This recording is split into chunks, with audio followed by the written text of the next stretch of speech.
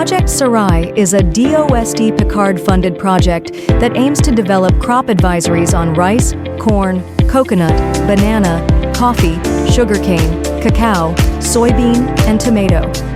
Over the past 13 years, Project Sarai partnered with numerous stakeholders throughout the Philippines, including local government units, state colleges and universities, and national government agencies. These people carried memories of their experiences with the different Sarai technologies, and these are their stories. Way back 2015, March 1, nang pumunta dito si Doc Piggy at mga kasamahan niya. Yan na, nagkakausap siya sa kay Mayor Bistura tungkol sa project sa IGS. Kung malalaman nyo lang po yung sa amin sa Amadeo, iba rin po ang aming panahon o microclimate sa ibang lugar. So kung makikita po natin yung ating data or datos mula sa AWS, mapakikita natin na pwedeng magandang magdilig, pwedeng magbigay ng pestisidyo or ng fertilizer sa ating mga crops. So ngayon po sa tulong po nito, makikita na namin mas accurate po yung magiging report namin kung ilan na po talaga ang nakapagtanim, ilang tao na. Lalo po ngayon, nakaparcelize na po yung mga area namin. Mas na-accurate po namin sabi ilang farmer na po may tanim. Kung ilan pa lang po yung nagkabla pa lang, ilan na po yung nakapaglipat na.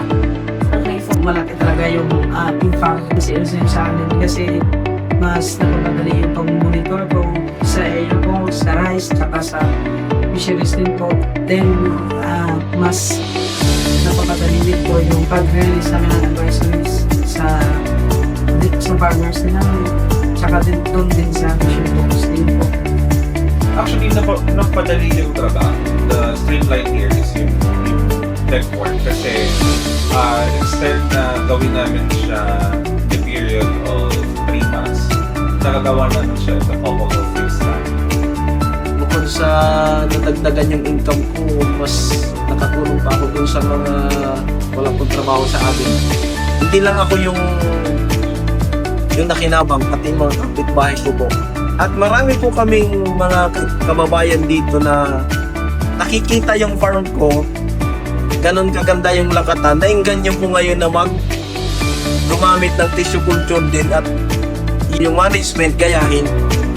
Dati po kami ay yung po hindi pa na-introduce ng sir, hindi po kami nag-aabono, hindi po kami nag-i-spray. Pagkatanim po, iniiwan na lang. Nung po ma-introduce niya yung mga pag-aalis ng bulaklak, yung pag-aalis ng dahon na may sira, yung po i-spray, mag-aabono, yun po ang talagang napakalaking pagkakaiba. Sa alam namin ay sa magtatanim, alam namin. Sa mag-abono, alam namin. Sa mag-dinis ko, alam namin.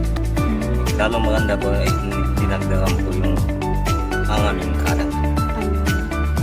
From Department of Agriculture at with the help po ng Sarai. So, ito na po yung initiative towards digital agriculture. Yung pagkaroon po tayo ng continuous collaboration and partners na parehas po tayo ng ating nagiging layunin maggamit itong mga technology sa ating farming.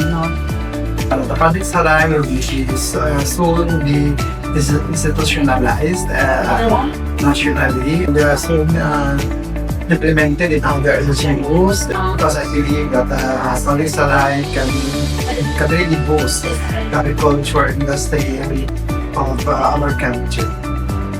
Ito ang Sarai. Ito ang kwento. Ito ang Sarai, ito ang kwento ko. Ito ang Sarai, ito ang kwento ko. Ito ang Sarai, ito ang kwento ko. Ito ang Sarai, ito ang kwento ko. Ito ang Sarai, ito ang kwento ko. Ito ang Sarai, ito ang kwento ko. Ito ang Sarai, ito ang kwento namin.